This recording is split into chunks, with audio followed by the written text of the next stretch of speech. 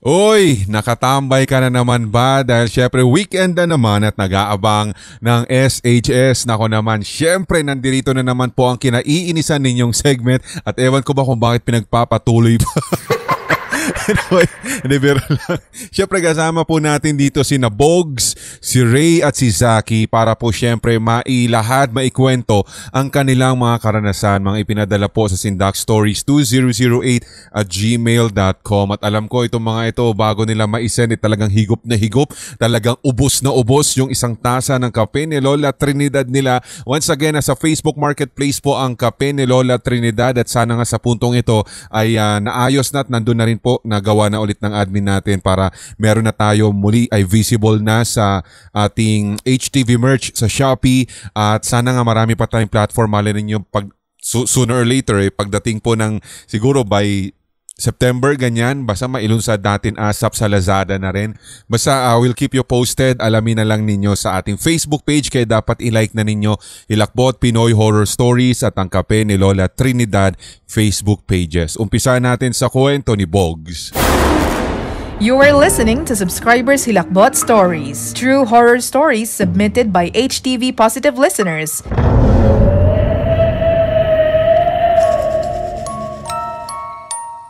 Unang tanong ko lamang syempre, since this is my very first time na mag-share ng story dito po sa Hilakbot SHS, kung yung mga listener po ba ninyo lahat talagang naniniwala sa mga paranormal activities o yung iba lang ay nais lang makinig sa mga kwentong katatakutan ng iba.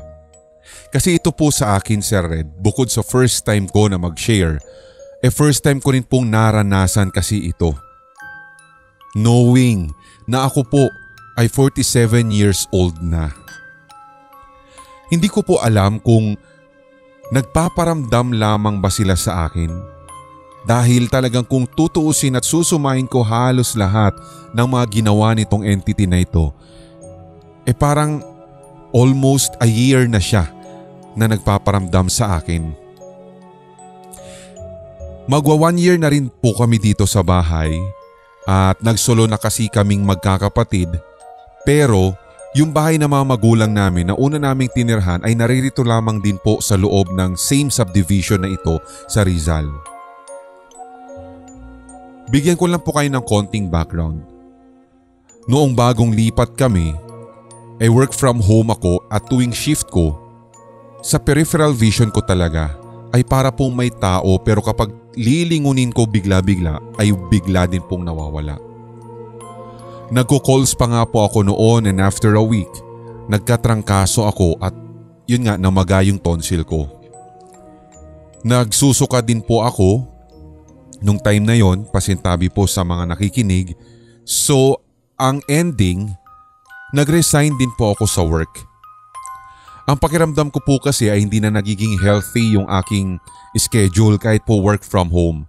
At bukod pa po dun, feeling ko ay may naiistorbo ako. Kasi 5 years na walang tao doon sa nilipatan namin. Nung mag-8 months na po kami sa bahay, nag-apply naman ako sa non-voice campaign tapos required kaming mag-on-cam. Ang shift ko pa nga po noon ay hindi rin ako nakawala sa 2 a.m. hanggang 11 a.m. At yung supervisor ko po ay tanong ng tanong kung sino ba yung lagi daw tumatabi sa akin. Kaya sabi ko naman ay wala. Kaya ayun, pina-off na lamang niya sa akin yung camera and then i-open ko na lamang daw ito kapag 7 a.m.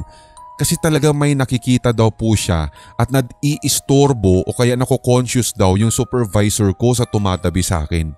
Kahit alam ko naman si Red na wala talaga.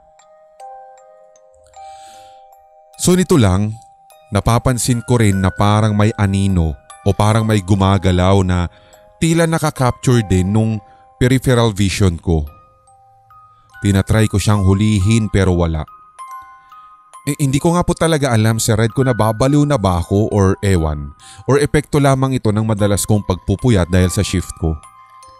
Tapos ito, kamamatay lang po ni tatay noong nakaraang January and every madaling araw, may lumilipad din na butterfly na parang moth na kulay black at minsan ay brown.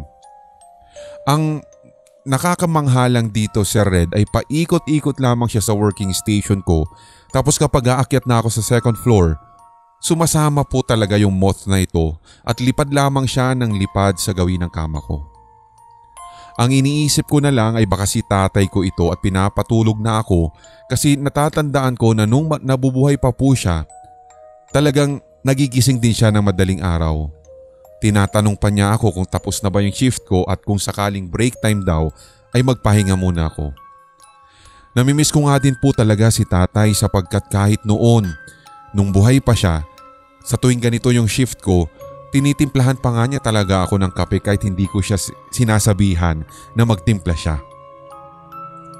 Hindi ko alam kung meron din pong meaning ito or wag naman.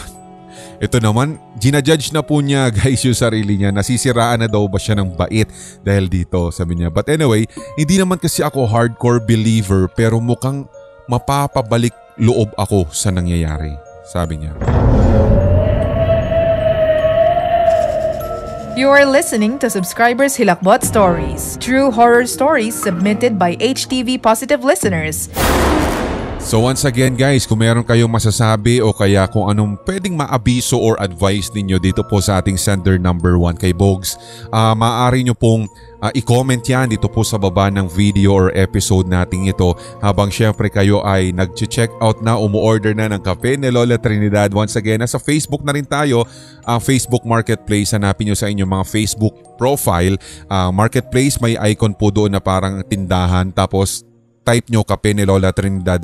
Tapos yun na, pwede na kayo makipag-transact doon. Direkta po sa seller natin, direkta po sa admin. At sana nga sa puntong ito, nasa Shopee ulit tayo, nag-reopen tayo. Meron lang tayong mga inayos nitong nakalipas na mga araw. But once again, kapag ganyan reopening, meron din tayong i-introduce soon katulad ng corn coffee, kape ni Lola Trinidad.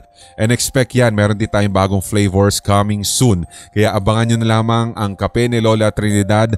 Malay nyo hindi lang sa Shopee, baka sa TikTok shop ulit mag-reopen, baka meron din sa Lazada. Tingnan natin kung papaano. Basta unti-untiin na lamang po natin yan, okay? Dahil marami din nagre-request. Maraming salamat sa mga recent purchase po natin at kung sakaling di pa ninyo makita halimbawa yung ating HTV merch sa Shopee, once again punta muna kayo sa Facebook Marketplace, okay? But anyway, speaking of dito po sa ating first story, sabi ko nga sa inyo, kung meron man kayong maia-advise, pwede nyo nang sabihin dyan or pwedeng i-share nyo na rin po dyan yung inyong sariling experience na parang kahit papaano related or parehong-pareho dito po sa kwento ng ating first sender. Sabi nga niya para daw po siyang nababaliw, so parang nasisiraan ng bait, parang ganyan. So siya na yung nagja-judge sa sarili niya bago pa siya i-judge ng iba. Wag naman din sanang ganun kasi ito nga talaga sinasabi ko sa inyo even before, kapag halimbawa meron yung mga nakakakita, may paranormal activities, kikwento mo halimbawa dun sa kaibigan, kaanak mo, nanay, tatay, hindi sila maniniwala dahil sabi nga nila talagang mahirap paniwalaan hanggat hindi sila yung nakakaranas, hindi sila yung pinagpapakitaan, hindi sila yung pinagpaparamdaman.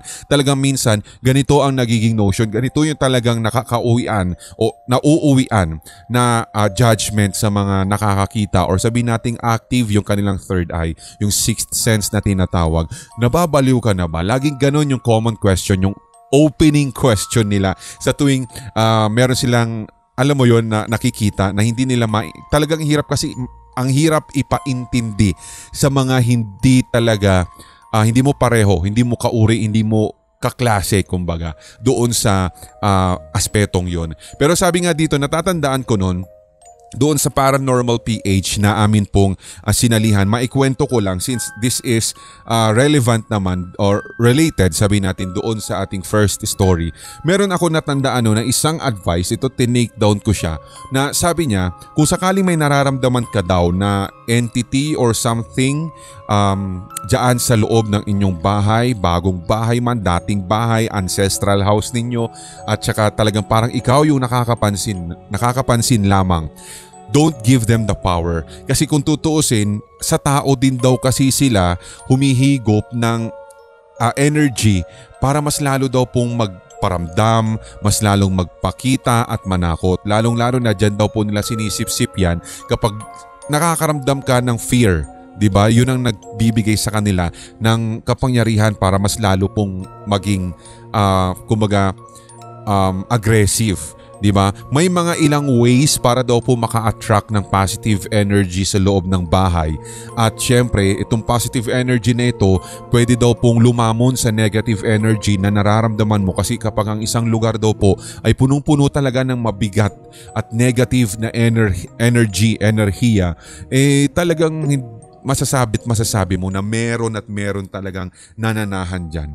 Ito sabi niya, wag ka daw kasi minsan makikinig ng mga sad songs. Totoo to. Mostly, sabi niya, dapat daw pilitin mo yung sarili mo na makinig ng mga high vibration music. Huwag ka makikinig ng malulungkot na songs. Kasi yun daw yung isa sa mga nakakapag attract ng negative energy sa loob ng bahay mo. And make sure, lahat daw po ng sulok sa bahay ninyo, tinatamaan ng natural light. Lalo na kapag umaga, mas mainam kung hawiin ng kurtina o buksan ng buong bintana para daw sumabog ang liwanag. Isa pa, panatilihin mo kasing neat o kaya tidy yung bahay or yung room ninyo or whatever kung saan o kaya saan ka mang lugar dyan sa loob ng bahay ninyo na parang place of activity mo ba. Basta as much as possible buong bahay talagang gawin mong malinis. Huwag naman yung parang work from home ka na nga tapos 'di ba parang 5 months, 1 year nang hindi nalalaban yung mga punda ng unan mo, yung sa kama mo, di ba naninilaw na. Yung parang ganun, lumalagkit na kolon na, dumikit ka na dun sa bedsheet mo dahil sa hindi mo pa nalilinisan o punong-puno ng mga basura yung ilalim ng kama mo dahil dun ka alam mo yung mga pinagkainan mo, dun sinisiksik mo na lang. Parang ganun. Isa pa, don't entertain negativity.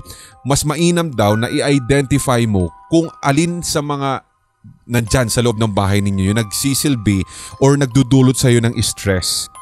And somehow, i-lessen mo daw yung, alam mo yun, yung mga stress factors na ito, i-minimize. Kumbaga, find ways para i-reorient yung sarili mo daw.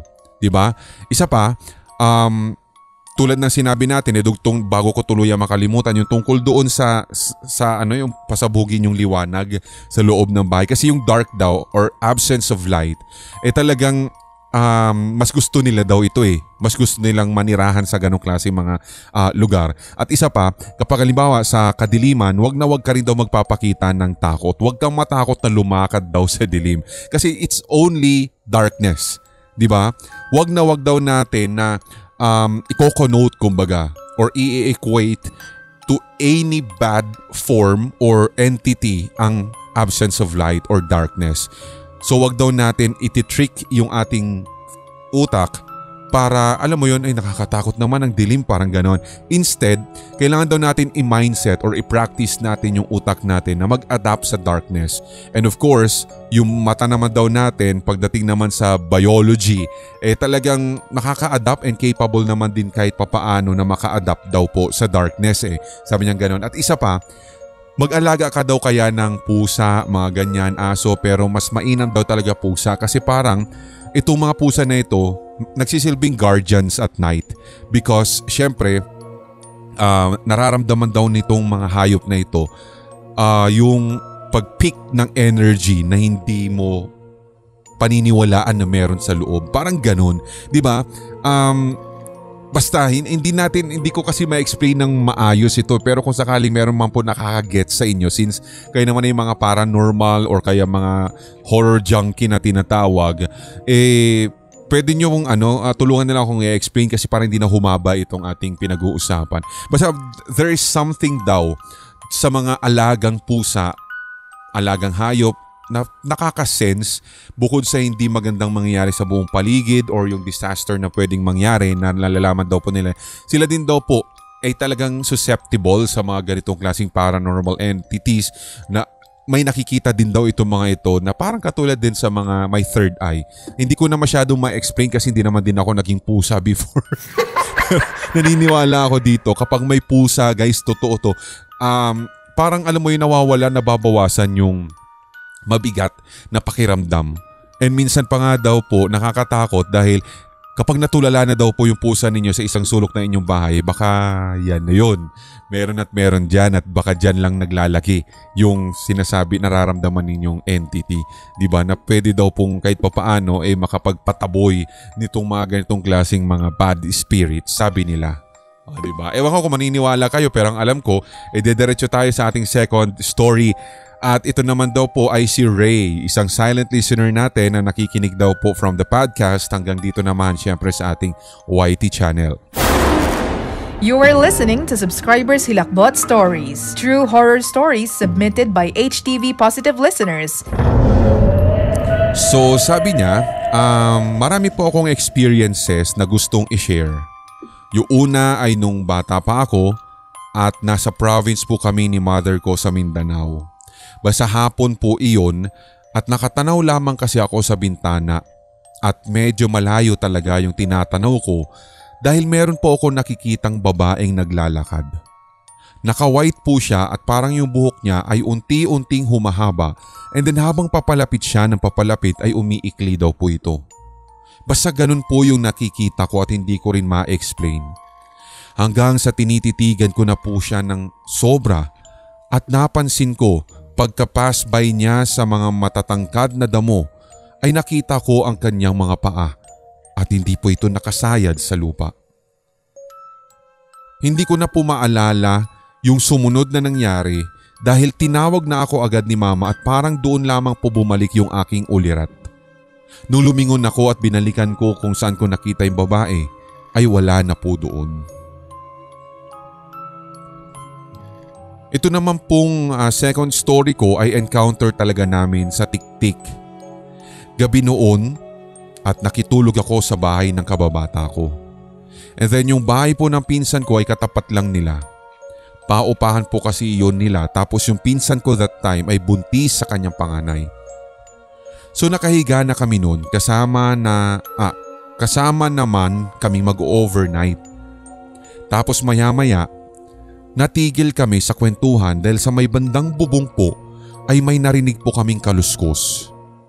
Nung una akala namin ay sanga lamang po ng puno na hinahangin ng malakas. Na tumatama din po yung kanyang mga dahon sa bubong. Kaso palakas talaga ng palakas at parang kumakalabog na yung bubong namin. Kaya nagtayuan po kami at binuksan yung ilaw.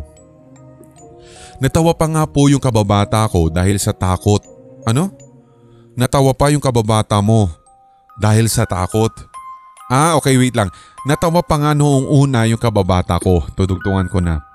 Dahil sa takot, bigla na lamang po niyang binuksan yung radyo ng sobrang lakas. Tapos minumura na namin yung tiktik sa bumungan. Yung kababata ko pa nga po'y kumuha pa ng panungkit at itinutok niya sa bubong kung saan namin naririnig yung kaluskos. Hanggang sa parang nagalit po yung tiktik at pagkatuktok ng kababata ko ng bubong ay kinalabog din po ng tiktik yung bubungan namin ng ubod lakas at bigla na po siyang nawala. So lumabas na rin po kami para i-check kung ano ang nasa ibabaw ng bubungan pero wala na po kaming nakita. You are listening to Subscribers Hilakbot Stories, true horror stories submitted by HTV Positive listeners. Maraming salamat sa kwentong ito, Ray, at sana ay naging masaya ka sa buhay mo. Ang ikli lang kasi nung umpisa.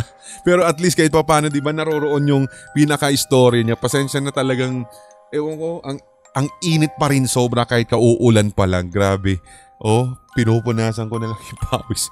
Anyway, maraming salamat once again sa mga nagpapadala ng kanilang kwento. Diretso na tayo sa kwento po ni Zaki. Ito naman po ay ghost encounter po niya way back 2009. You are listening to Subscribers Hilakbot Stories, true horror stories submitted by HTV Positive listeners.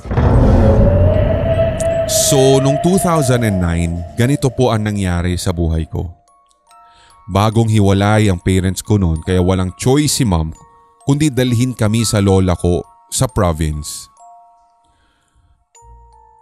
Grade 6 student ako noon sa isang public school sa province at magka-quarterly exam na kami for second grading period kaya todo review ako tuwing gabi. Kasagsagan ng malakas na ulan at hangin noon pero wala namang bagyo ng panahon na iyon. At eto na. Bandang 10:30 na ay nakaramdam ako ng tawag ng kalikasan.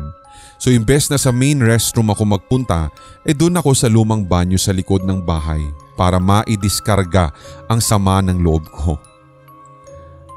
Kalagitnaan ng session ko sa restroom nang may bigla pong kumalabog sa pinto. Ang sabi ko ay saglit lang at maghuhugas at magbubuhos lamang din ako. And pagkabukas ko, wala po And to my surprise, pagkabukas ko, no one is outside the door.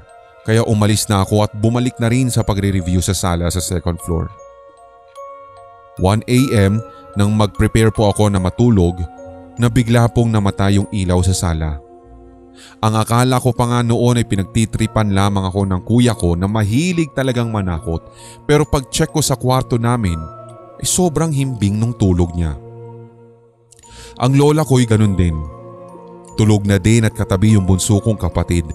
So meaning to say, hindi po sila yung nantitrip at mas lalong hindi naman din brown out dahil may ilaw po na pumapasok doon sa bahay galing po sa poste. Pinagpawisan na ako ng malamig noon kasi namatay bigla yung ilaw sa sala. Tulog na yung mga tao. So fast forward. Magsi-CR na sana ulit ako sa likod bahay bago matulog dahil nararamdaman ko naman ang pagkaihi. Sa kinatatayuan ko, isang babae na nakatalikod ang bumungad sa akin. Naroroon po siya sa likod bahay. Para po siyang nakapangsimba at ang mas ikinatakot ko ay parang almost 2 inches ang lutang po niya o yung taas ng pagkakalutang ng mga paa niya sa floor. Nakabelong itim na medyo see-through yung muka at hindi ko na maaninag masyado kung sino siya kasi sobrang dilim tapos nakaitim pa. Doon talaga si Red ay naihina ako sa takot.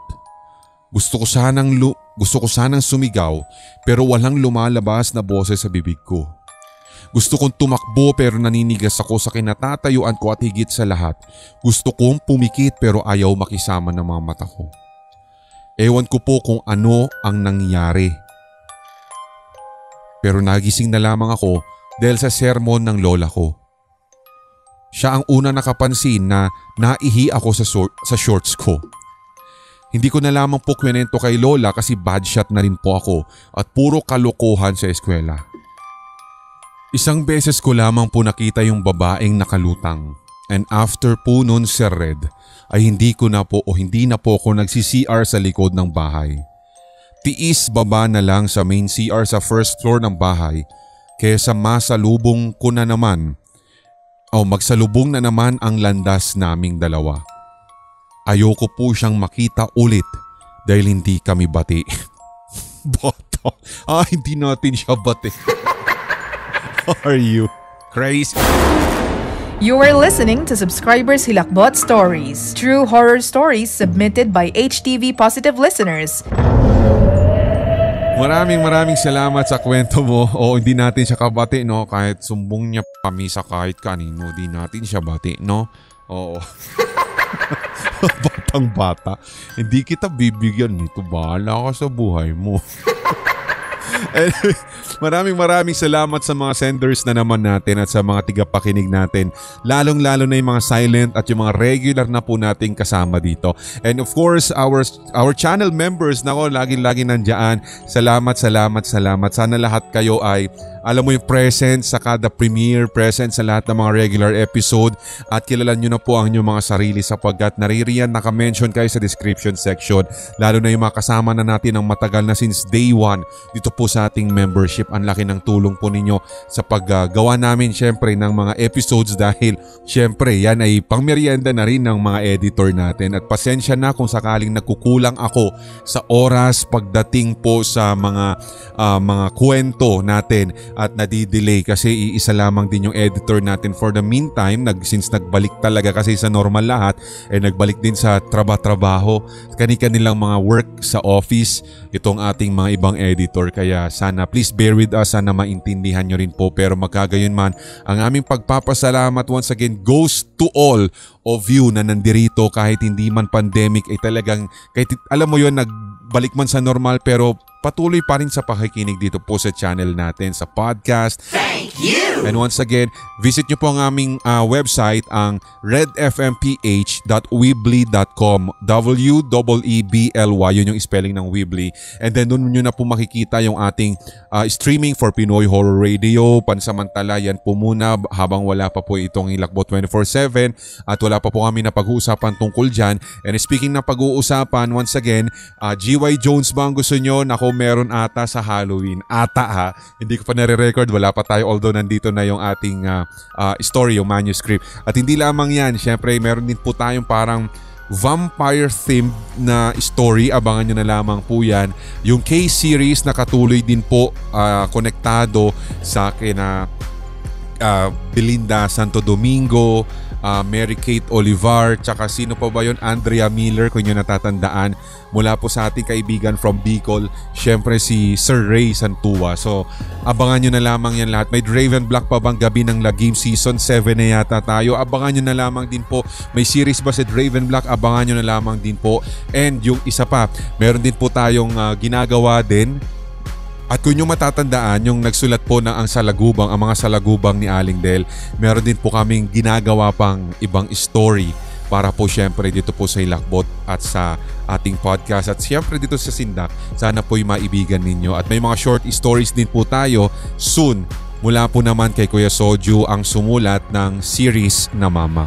So abangan nyo na lamang yan guys. Ang dami nyo pong dapat abangan. Sana nga ay lumago pa ang ating samahan. Dumami pa ang makakapakinig. Dumami pang manonood dito po sa Hilakbot. Dahil yun lang naman din yung nagiging inspirasyon talaga namin sa pag-produce, pagtuklas, pag-discover ng mga independent horror writers. Yun na lang din yung aming, alam mo yun, pagpapahalaga kumbaga kung bakit natin itinutuloy itong ating channel. Road to 200k subscribers na ba tayo? And then after nun, sabi ko sa inyo, tama na. Ayoko na. Abangan nyo na lang, marami pa tayong ihahain, so dapat dyan ka lang, okay? Ako pong muli si Red, hanggang sa susunod, mahal na mahal po namin kayong lahat. Tuloy-tuloy lamang hawaan para wala ng galingan at lahat tayo ay solid. HTV Positive. Love you guys. May mga kwentong kababalaghan o mga karanasan kang kahilahilakbot na nagmumulto sa iyong memorya? Ibahagi na yan sa pamamagitan ng voice message o kaya i-type at i-send sa sindakstories2008@gmail.com. Maaari ring i-private message sa Hilakbot TV Facebook page. Ating pagkwentuhan ang inyong real paranormal experiences kasama si Red. Lunes at Biyernes. Ito ang Subscribers Hilakbot Stories.